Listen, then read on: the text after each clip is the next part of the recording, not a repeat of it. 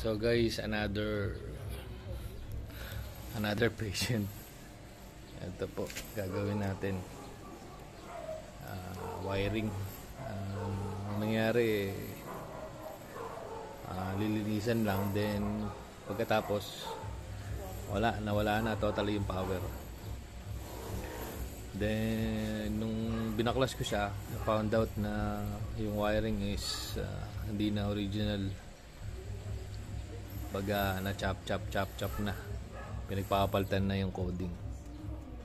So ayan guys, parang spaghetti.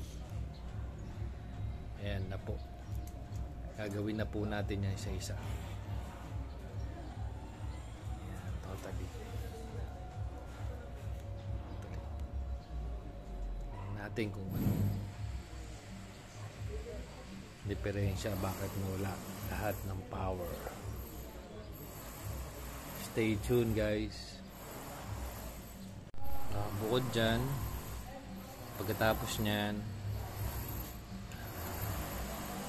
gagawin natin, chichikin din natin yung makina kasi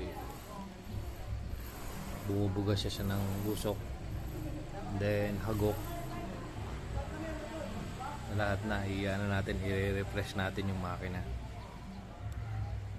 buksan natin yung head yun, nakakasakin din natin yung barbola para fresh na fresh.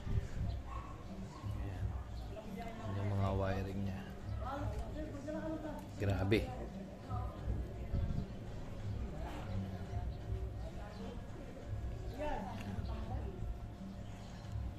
Ginawa ko, chinarge ko muna yung battery nya para